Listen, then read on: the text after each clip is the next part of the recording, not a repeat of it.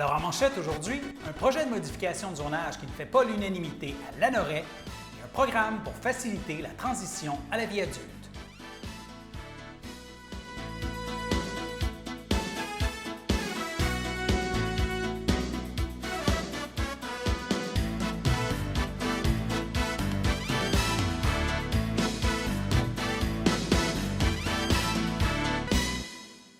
Alors bonjour mesdames, messieurs, mon nom est François Robert et bienvenue à votre bulletin d'information régionale du lundi 14 septembre.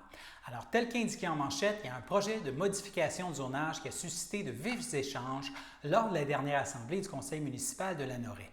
C'est particulièrement l'agrandissement d'une partie de la zone commerciale qui est remise en question, du moins par certains citoyens, notamment en lien avec la possibilité d'implantation d'une nouvelle garderie près d'un secteur résidentiel. Le conseil municipal a finalement décidé de reporter l'adoption afin d'étudier davantage le dossier. Voici les explications du maire de Lanoraie, Gérard Jean, à ce sujet après la séance. L'an passé, on a eu une demande des gens qui demeurent sur la rue des Goélettes. Surtout, par rapport à ça, premièrement, il y a plusieurs raisons.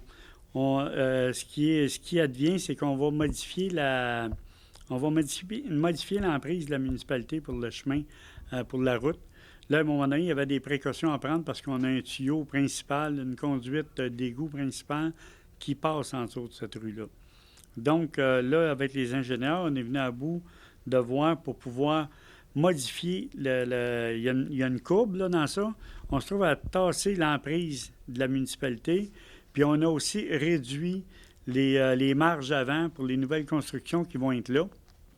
L'objectif, c'était, entre autres, de faire en sorte que les citoyennes qui sont venues nous voir, parce qu'ils ne voulaient pas avoir de cottage en arrêt de chez eux, à cause qu'ils prétendaient, avec possiblement raison, que les gens avec un cottage pourraient avoir vue sur leur terrain.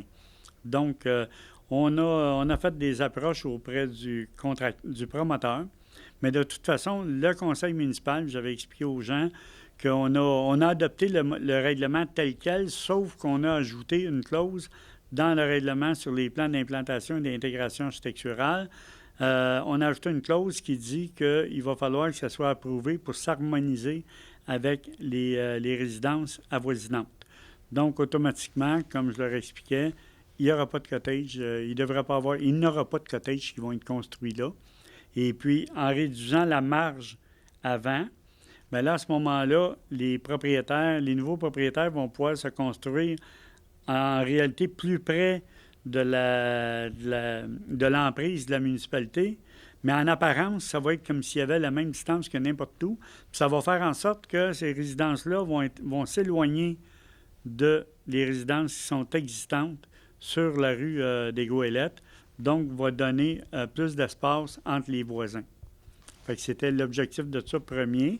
Dans tout ça, quand on a revu les zones, bien, je veux dire, il y a des zones qu'on a agrandies d'1 pied, là. Il y en a d'autres qu'on a rapetissées d'1 pied, puis dont la zone C1-17 qui s'est trouvée à agrandir. Puis là, les gens, à cause que, bon, ils prétendent avoir vu, moi, je ne suis pas allé voir sur le site du promoteur, là, mais ils prétendent avoir vu qu'il y avait l'intention de mettre une garderie à cet endroit-là. Toutefois, nous, ce qu'on sait, c'est qu'il n'y a rien de déterminé, parce que comme ça a été expliqué d'ailleurs par un conseiller, c'est que pour mettre une garderie là, il faut qu'il y ait un promoteur qui veuille acheter le terrain puis développer une garderie. Ça ne sera pas les promoteurs du développement domiciliaire qui vont installer une garderie là. Eux autres vendent les terrains.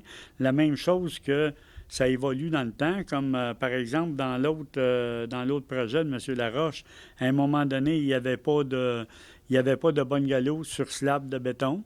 Puis, à fin de compte, la demande a été faite, puis le conseil a révisé, puis à fin de compte, ça a pris des discussions, mais on a réussi à l'intégrer pour que ça s'harmonise avec le secteur. C'est pour ça, comme je disais à madame quand elle était venue nous voir, puis c'est ce que j'essayais d'expliquer ce soir, c'est qu'on avait expliqué combien ça prenait de personnes dans chaque secteur, premièrement, s'ils voulaient s'opposer au règlement. Puis là, elle nous disait qu'elle voulait s'opposer à la garderie. Donc, on expliquait que là, c'est pas le règlement de la garderie qui était en cause parce que c'était pas un règlement d'usage. Ça a été expliqué longuement, madame, autant par l'urbaniste que par la directrice adjointe et puis moi-même, qu'on a expliqué qu'on ne sait pas qu'est-ce qu'il va y avoir là. Mais elle s'opposait à la garderie, puis là, ce qui est en cause, c'est pas la garderie, la zone C1-17, elle a été créée, ça fait déjà un bon bout de temps. Puis, fait que c'était pas en s'opposant à la grandeur des terrains qui empêchait l'usage d'une garderie. Parce que même si on ne l'agrandit pas, la zone, il peut encore avoir une garderie sur le coin. Puis d'ailleurs, il y a des gens qui ont signé ça, puis même eux autres, ils pourraient avoir une garderie en arrière d'eux autres sur la rue des Goélettes parce que le zonage est fait en conséquence de ça. Donc, c'est ce qu'on expliquait à madame. Là. Ça a été très bien expliqué. Puis, pas la pétition, mais le papier pour s'opposer a été déposé en retard, qu'on avait très bien expliqué. Ça a été déposé en retard. Il n'y a pas assez de personnes dans certains secteurs, dans certaines zones, parce qu'on sait qu'il n'y a pas juste une zone de concernée. Quand il y a une modification de zonage, c'est la zone qui est concernée qui ont le droit de s'opposer, ainsi que toutes les zones contiguës. Et puis là, dépendant de la grandeur des zones contiguës, bien, c'est ça qui vient déterminer, selon le code municipal, combien est-ce que ça prend de gens pour s'opposer. Puis là, il y a des secteurs qu'il en manquait. Donc, c'est pour ça, là, comme en fin de compte, avec toutes ces discussions-là, c'est évident là, qu'il y a une incompréhension en quelque part, mais je vais en rediscuter avec le conseil municipal, là, qui, nous, on avait décidé, suite à un avis juridique, d'adopter notre règlement ce soir. Là, on l'a reporté pour le mois prochain, puis on va regarder s'il y a lieu de faire de quoi dans ça. Puis, il faut aller avec la légalité, là. Je veux dire, à un moment donné, il faut faire attention dans les choses qui sont légales, surtout quand, je ne dis pas si ça n'avait pas été expliqué à la citoyenne, mais je vous dis, on a même pris beaucoup de temps pour expliquer à madame. Puis, à partir de là, je veux dire, notre travail, on l'a fait.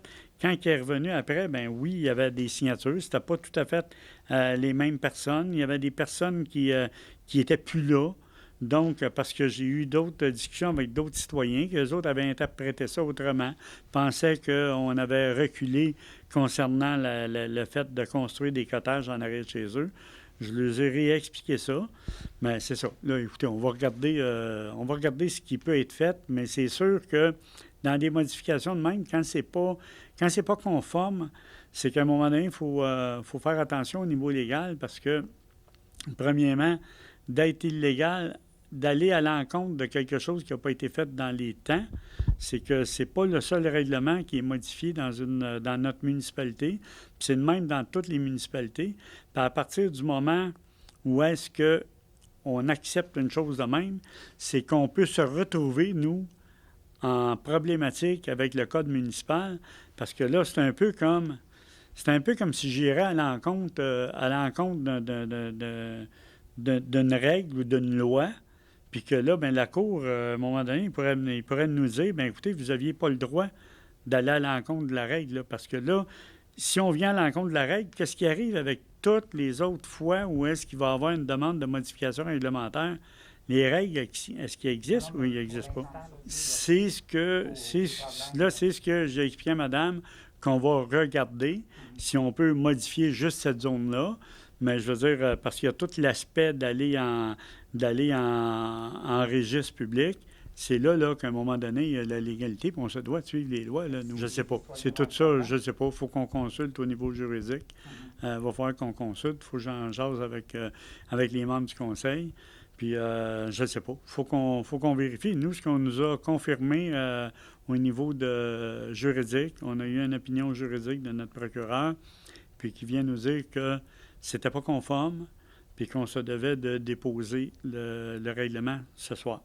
Donc, là, à partir de là, bon, là, j'ai pris la décision avec tout ce qui se passe, mais j'ai pris la décision avec le conseil de revoir, là, mais il n'y a rien qui dit qu'on ne reviendra pas avec la même chose le mois prochain. Alors, vous l'aurez compris, le tout reviendra au prochain conseil municipal, modifié ou non, on ne le sait pas pour l'instant, mais c'est certainement un dossier à suivre. Maintenant, si on regarde un peu le nouveau portrait de la situation pandémique au Québec, à l'échelle provinciale, la santé publique rapporte 5 780 décès reliés à la COVID-19 depuis le début de la crise. la santé publique signale 276 nouveaux cas. C'est la 4e journée en ligne avec plus de 200 nouveaux cas. Et en ce moment, au Québec, il y aurait 124 personnes hospitalisées en raison du coronavirus. De ce nombre, 19 se retrouvent aux soins intensifs et la région de la Naudière compte maintenant 4 981 tests positifs à la COVID-19 depuis le début de la crise. C'est 50 de plus que vendredi, 50 nouveaux cas de COVID-19 dans la Naudière seulement depuis vendredi. Alors, la prudence, bien sûr, est de mise. Cela dit, nous passons maintenant à notre première pause. Madame Christine. Présente. Madame Lynn. Présente. Madame Julie. Présente. Madame Isabelle. Présente. Monsieur Évariste. Présent. Madame Karine. Présente. Monsieur Redouane. Présent. Une belle carrière vous attend dans le monde de l'éducation. Répondez Présent.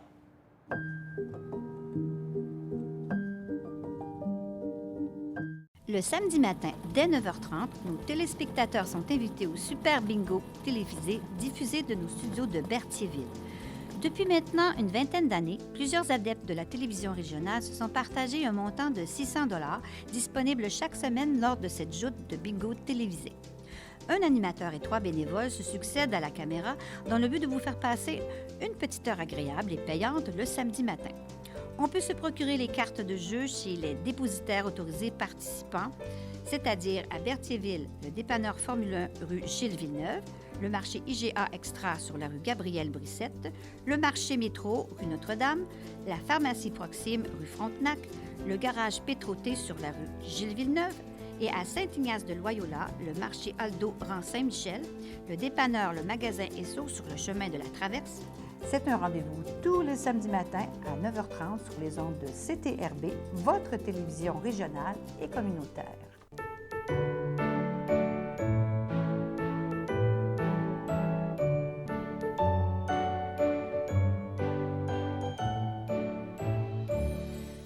Alors, au chapitre des anniversaires pour ce lundi 14 septembre, la FADOC de l'Île-du-Pas souhaite un joyeux anniversaire à Carmen Chassé. Alors, bonne fête, Madame Chassé. On se déplace maintenant à Sainte-Élisabeth, le moment dans le mois auquel se tiennent les rencontres du conseil municipal et modifier les explications à ce sujet du maire Louis Bérard. Changer l'horaire des réunions du conseil, M. Robert. OK. Toutes les réunions du conseil ont toujours été le premier lundi du mois à 20 h. Ça va? On s'est aperçu avec le temps, on est toujours en train de courir pour finaliser les comptes à payer parce que toutes les entreprises envoient les états de compte ou le compte à payer à la fin du mois. Puis comme on est le premier lundi du mois suivant, c'est une course administrative épouvantable de tout rapatrier ça. Puis là, si on en oublie quelques-uns, bien là, ça va à l'autre mois, mais l'autre mois, il dépasse les 30 jours pour payer. C'était toujours une course à plus finir. Puis ça ne nous laissait pas assez de temps pour travailler nos dossiers en même temps, étudier aussi les comptes aussi. Donc, on a prévu de changer ça pour le deuxième lundi du mois pour finir l'année, pour nous donner une chance justement de mieux étudier et préparer nos réunions. Donc, ça va être le deuxième lundi du mois à 20 h, dorénavant pour tout le temps. On a changé ça aussi en même temps pour 19h30. 19h30. Puis, ça, est-ce que c'est seulement pour les mois qui restent à l'année courante ou ça va être comme ça dorénavant? Oui, parce qu'à chaque année, il faut mentionner en décembre, pour l'année qui suit, notre horaire à chaque année. Donc, ça, c'est dans la loi municipale, ça. OK. Donc, au mois de décembre, vous allez dire, est-ce qu'on continue avec cette formule-là ou pas? Là? Exactement. J'ai aussi demandé au maire Bérard si les séances du conseil allaient continuer d'être virtuelles à l'automne. Il m'a répondu que tant que la municipalité ne serait pas officiellement devenue propriétaire de l'église, donc une fois les travaux d'arpentage et le passage devant le notaire complétés, les assemblées continueraient d'être virtuelles. Ce n'est que plus tard, avec une salle plus grande comme l'église, que le conseil recommencera à siéger devant public. Cela dit, tel qu'indiqué en manchette, là, il y a un programme pour faciliter la transition à la vie adulte qui a pris de l'ampleur. En effet, un projet pilote mis en place par TELUS et les centres jeunesse du Québec a connu beaucoup de succès et depuis peu, l'expérience a été étendue à tous les centres jeunesse de la province. Nous en avons discuté avec celui qui a chapeauté le projet pilote au centre jeunesse de Montréal, Jean Paiement. Un projet pilote mis en place par TELUS en collaboration avec les centres jeunesse du Québec sera étendu à compter d'aujourd'hui à l'ensemble des centres jeunesse du Québec. Ce projet vise à faciliter la transition entre le foyer d'accueil et la vie adulte de ces jeunes. Nous rejoignons par vidéoconférence pour en discuter celui qui a chapeauté le projet au Centre jeunesse de Montréal, M. Jean Paiement. Bonjour, M. Paiement. Oui, bonjour. Alors d'abord, pouvez-vous nous expliquer la naissance de ce projet pilote? C'est qu'en 2018, TELUS, dans le fond, nous a proposé de voir qu'est-ce qu'on pourrait faire pour mieux aider les jeunes qui terminent un placement puis qui ont eu une longue histoire de placement dans leur courte vie. Donc, ils nous ont proposé, dans le fond, d'offrir à ces jeunes-là, aux jeunes qui sont sérieux et qui sont engagés, à partir du moment où il y a 18 ans, de leur offrir des services de télécommunication. Donc, ça s'est traduit par 2 ans de services avec un téléphone intelligent qui est donné par TELUS, puis 2 ans de services données et voix là, pour des jeunes de 18 ans qui se cherchent un peu, qui sont aux études ou qui sont en démarche d'emploi.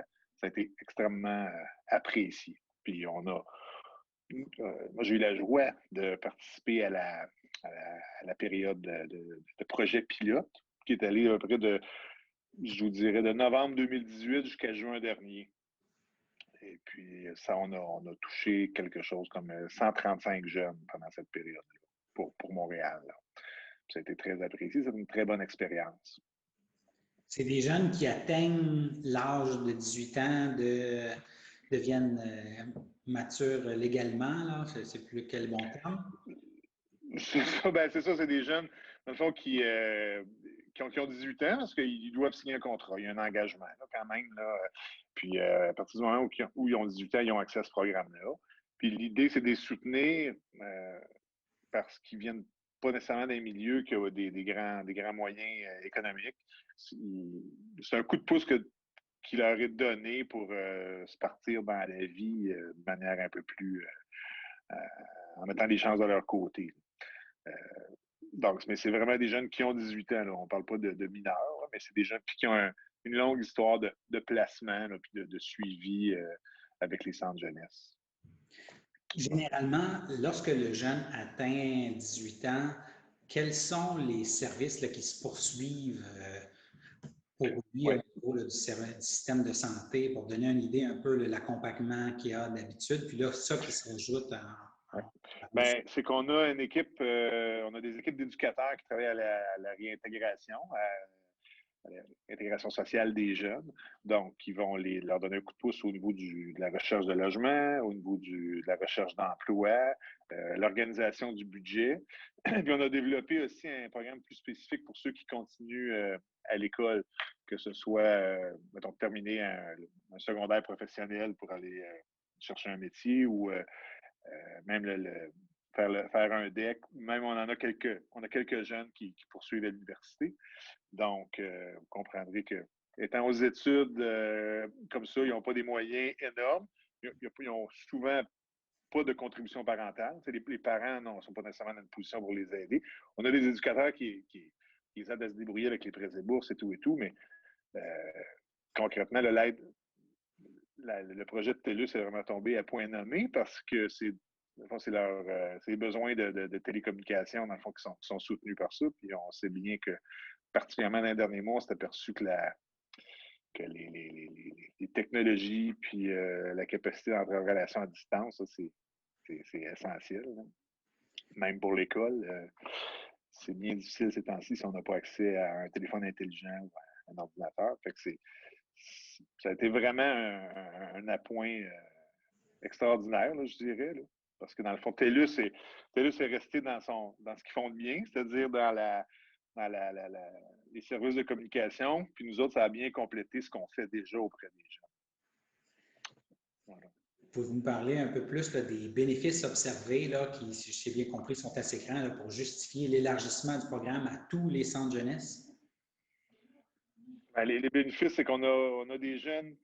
C'est l'exemple type, c'est le jeune qui finit un diplôme d'études professionnelles. Il est obligé d'aller à l'école à temps plein. Pour la première fois de sa vie, il est obligé de payer un loyer. S'il faut en plus qu'il paye ses services de télécommunication, on a des risques de décrochage. Il va peut-être risquer de décrocher, négliger ses études pour pouvoir joindre les deux bouts.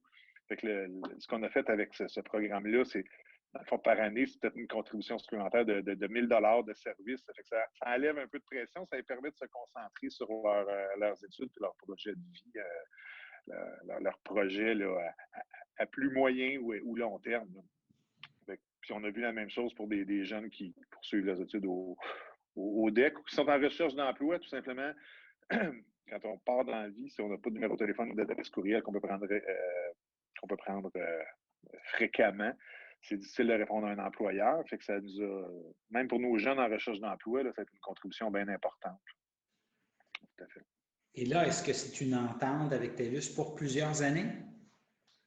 En fait, le programme de TELUS est en place. Il est maintenant offert partout au Québec. Ils nous ont pas parlé de fin de programme, quoi que ce soit. C'est vraiment une manière d'exprimer leur responsabilité corporative, leur responsabilité, puis c'est un volet philanthropique de l'entreprise qui est bien intéressant pour les jeunes les plus vulnérables. Mais donnez-leur pas des idées, là. Donnez-leur pas des idées d'arrêter ça. Pardon? Ça peut représenter à peu près combien de jeunes que ça va toucher cette année? Écoutez, je l'ai discuté un peu à situer précisément, mais pour Montréal, on doit bien parler d'une centaine de jeunes par année. Donc, la situation des jeunes est pas mal la même partout au Québec. Hein. Donc, dépendamment on est un gros centre jeunesse, mais il y a des besoins dans la Nodière autant que dans les Laurentides ou quoi que ce soit. C'est la même situation partout. On a des jeunes qui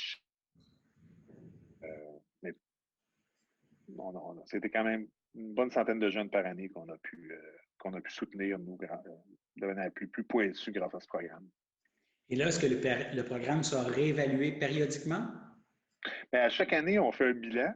Bien, depuis que ça a commencé en projet pilote, il y a une sorte de bilan, c'est quoi les impacts, on a touché combien de jeunes, c'était quoi les difficultés rencontrées, là, puis ça va de est-ce que les jeunes ont été capables de respecter leur contrat jusqu'à est-ce que ça allait bien faire la demande, puis est-ce que c'était convivial pour obtenir leur téléphone et tout ça. À chaque année, vers la fin de l'année pour TELUS, il y a une espèce de réédition de compte, là, un rapport puis une évaluation qu'on fait, qui est assez facile, en fait, pour l'établissement, là, mais ça permet de voir qu'est-ce qui a amélioré pour l'année suivante. Donc, ça a été fait. On pourra le consulter certainement suite au déploiement pour l'ensemble du Québec. D'autres choses que vous voulez ajouter en terminant? Non, tout simplement que je pense que c'est une bonne nouvelle. C'est une bonne nouvelle pour les jeunes, hein, pour l'ensemble du Québec. Là. Je suis bien content que les autres régions se joignent à cette initiative-là, vraiment. Et nous passons maintenant à notre seconde pause. Madame Christine. Présente. Madame Lynn. Présente. Madame Julie. Présente. Madame Isabelle. Présente. Monsieur Évariste. Présent. Madame Karine. Présente. Monsieur Redouane. Présent. Une belle carrière vous attend dans le monde de l'éducation. Répondez. Présent.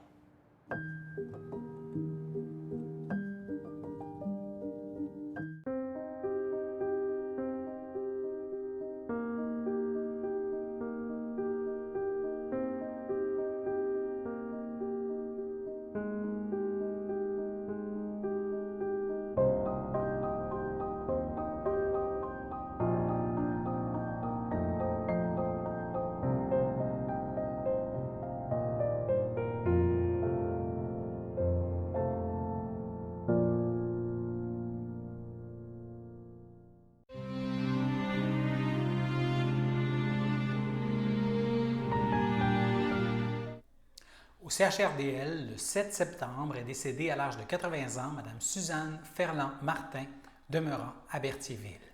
Elle était la fille de feu Jean Ferland et de feu Madeleine Leduc et l'épouse de feu André Martin.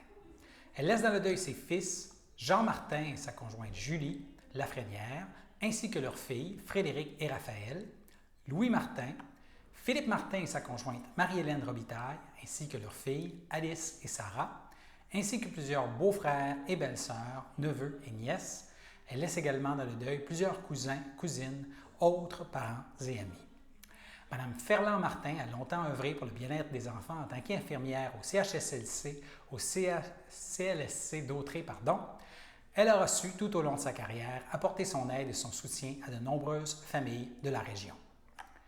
La famille recevra les condoléances le vendredi 18 septembre, ce vendredi, de 19 à 22 heures, au complexe F. Thériault du 741 rue Notre-Dame à Berthierville, et à compter de 9 heures le samedi 19 septembre à l'église de Berthierville où seront célébrées les funérailles à 10 heures.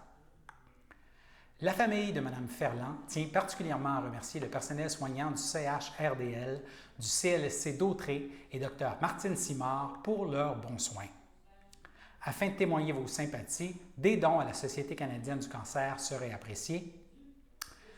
Maintenant, au centre hospitalier de la Naudière, le 7 septembre, à l'âge de 71 ans, est décédé M. Jean Maillet, demeurant à Berthierville. Il laisse dans le deuil son fils, Éric Maillet, et sa conjointe Céline Chevalier, ainsi que sa petite-fille Erika, son frère Nelson Maillet et sa conjointe Lucille, ainsi que plusieurs neveux, nièces et autres parents et amis. La famille vous accueillera ce samedi, le samedi 19 septembre, dès 14 h, en la chapelle du complexe F. Thériault du 741 rue Notre-Dame à Berthierville, où une liturgie suivra à 15 h. Et les cendres de M. Maillet seront inhumées ensuite au cimetière de Berthierville. Au CHDL, le 9 septembre, à l'âge de 66 ans, est décédé M. Raymond Mirandette, conjoint de Sylvain Pilote, demeurant à Berthierville.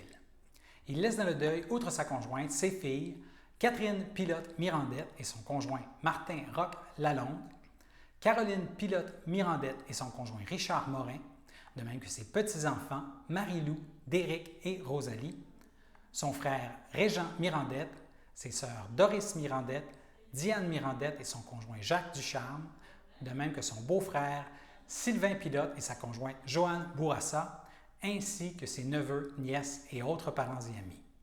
Et des dons à la Société québécoise du cancer seraient appréciés.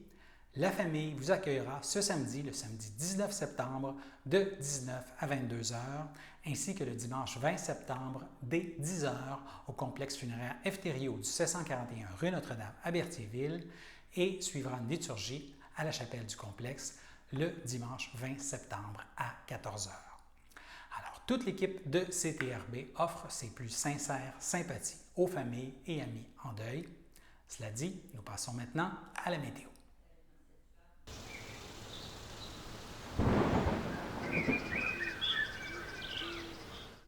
Alors, lundi soir, ce sera généralement dégagé avec une température prévue de 12 degrés. Dans la nuit de lundi à mardi, le ciel reste dégagé et la température descendra à 5 degrés Celsius. Les nuits sont de plus en plus fraîches, là, vous l'aurez compris, avec septembre qui avance. Et mardi matin, ce sera généralement ensoleillé, mais ça demeure frais avec seulement 6 degrés Celsius. Mardi après-midi, ciel variable et le mercure grimpera à 15 degrés. Mardi soir, nuageux avec 60 % de probabilité d'averse et 12 degrés Celsius. Alors voilà, c'était vos informations sur les ondes de CTRB. Revenez-nous demain pour un autre bulletin d'information régionale et un gros merci de continuer de nous suivre. Excellente fin de journée à tous nos téléspectateurs.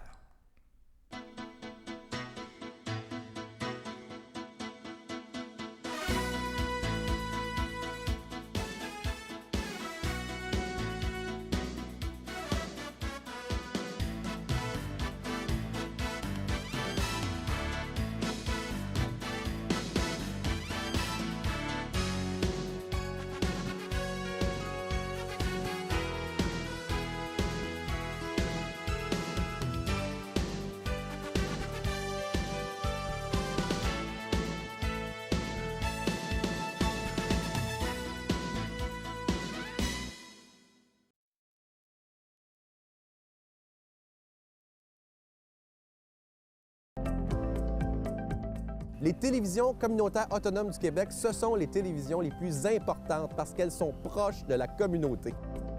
On veut encourager des gens qui parlent de ce qui nous intéresse, mais aussi qui participent au développement local. Mais c'est fini le temps là, où on allait lire une affaire qui a été écrite avant hier au bout du monde. Non! Tu veux savoir ce qui se passe chez vous? Bien, ma télé préférée, c'est la télé autonome communautaire. C'est ici que ça se passe.